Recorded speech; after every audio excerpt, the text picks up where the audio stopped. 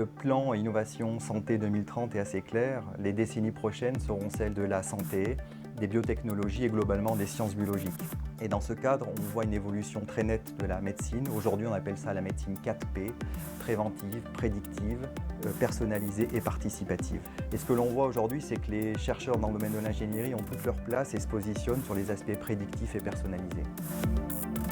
Depuis plusieurs années, de nombreuses années, les universités se sont développées, ainsi que les écoles d'ingénieurs, autour des technologies pour la santé, de l'ingénierie pour la santé. Aujourd'hui, l'École centrale de Lyon, l'INSA, l'Université Claude Bernard Lyon 1, le CNRS sont des acteurs majeurs de ces actions-là.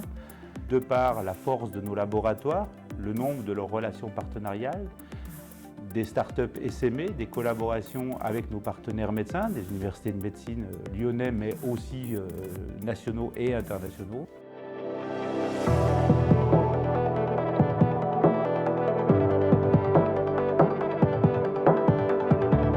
Nous travaillons avec l'INSA de Lyon et l'École centrale et on fait essentiellement de la simulation numérique pour les dissections aortiques. La dissection aortique, c'est une maladie complexe et quand on traite ces patients, il est très difficile de dire quel va être le résultat du traitement de la mise en place de l'endoprothèse. La compréhension de ce qui se passe dans une dissection aortique est extrêmement compliquée parce qu'il y a du sang qui va rentrer dans la paroi de l'aorte et il va pouvoir en ressortir plus ou moins à plusieurs niveaux. D'où l'intérêt de pouvoir simuler ce que va faire cette endoprothèse lorsqu'on va la mettre en place. Pour le traitement de la dissection aortique, nous avons besoin de connaître le cheminement des outils et de contrôler leur introduction dans l'aorte. Nous avons besoin de savoir où larguer l'endoprothèse, quelles sont les conséquences du largage de cette endoprothèse. Pour ce faire, nous développons un jumeau numérique, un modèle numérique, et ce jumeau numérique va être confronté avec un jumeau expérimental afin de valider les choix que nous avons faits pour cette simulation numérique. La mise en œuvre du jumeau numérique se fait en plusieurs étapes. Dans un premier temps, nous récupérons les images de scanners comme ici ou d'IRM, issus des examens médicaux du patient et qui nous sont fournis par les chirurgiens. On va aller analyser par un algorithme les pixels pour déterminer le contour de l'aorte. Et image par image, on va ainsi reconstruire toute la superficie, toute la paroi de l'aorte. Voici le résultat, le jumeau numérique. On peut visualiser également à l'intérieur la déchirure de l'aorte du fait de la dissection aortique. La première utilisation est la montée des outils. Une montée d'outils, c'est l'étape indispensable à une opération endovasculaire qui consiste à passer par des abords fémoraux mini-invasifs à l'aide d'outils qui sont élancés, qui ressemblent à des câbles, des tubes.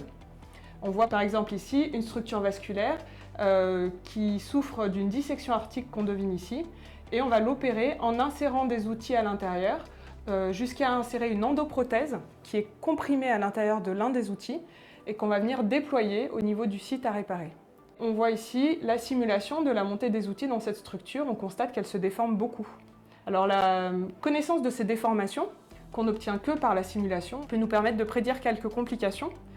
Par exemple, le lanceur de l'endoprothèse, c'est-à-dire l'outil dans lequel l'endoprothèse est comprimée, est très rigide en flexion.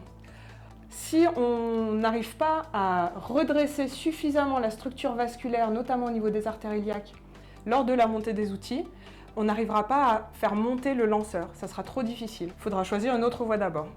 Une autre complication qu'on peut anticiper, c'est le fait que la structure vasculaire puisse être trop dilatée, notamment au niveau de sténose, c'est-à-dire des endroits où l'artère est un petit peu bouchée.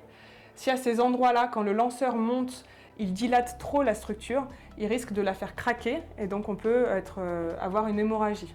Dans ces cas-là, on peut par exemple choisir de passer par l'autre côté, par l'autre artère fémorale, ou encore une fois, changer de voie d'abord.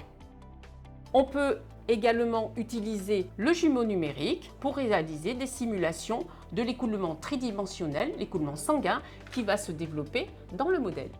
Donc, pour réaliser la simulation tridimensionnelle, en entrée du jumeau numérique, on va imposer un pulse cardiaque personnalisé qui va représenter les battements du cœur du patient. Après quelques heures de calcul sur ordinateur, on obtient les résultats qui montrent comment se développe l'écoulement sanguin au sein de ce jumeau numérique. Nous sommes sur le banc Atneda, qui est un banc de reproduction des écoulements aortiques sanguins in vitro. Donc le type de mesure que l'on fait peut servir à deux objectifs, la comparaison et la validation de calculs numériques qui vont être faits par ailleurs, mais aussi la pose de différents outils comme les stents ou les endoprothèses à l'intérieur de cas spécifiques. Et à partir de cela, on va pouvoir visualiser la variation des débits dus à ces poses d'appareils au sein des artères. Sur ce type de banc, donc, on va disposer des reproductions à l'échelle 1 d'artères qui sont des reproductions exactes de celles de patients spécifiques. On va faire circuler à l'intérieur un fluide qui reproduit les propriétés du sang humain, dans lequel on va disposer des petites particules. À l'aide de la vélocimétrie par image de particules, on va pouvoir en déduire le champ de vitesse de l'écoulement tout au long de l'aorte in vitro.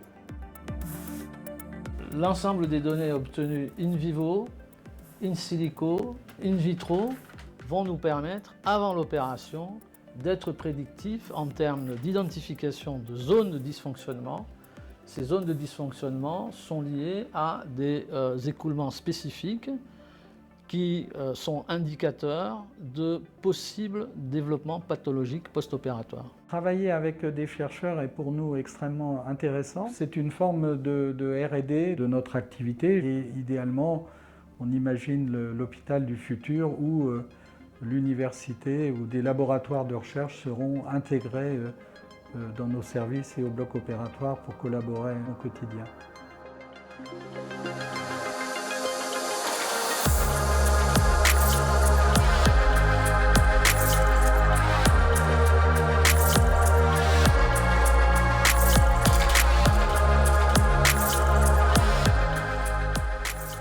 Au sein du Carnot Ingénierie à Lyon, un des projets phares pour le futur concerne le RHU, donc recherche hospitalo-universitaire, sur la réparation des valves mitrales. La compétence et l'expertise des laboratoires labellisés Carnot permettent une participation active dans ce gros projet qui concerne bien entendu la santé personnalisée.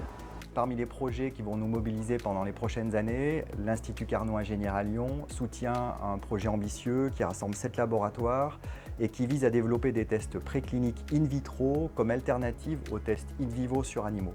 Et donc l'idée, c'est d'anticiper le futur d'un biomatériau dans le corps humain, mais aussi d'anticiper quelle va être la réaction du corps humain à ce dispositif médical.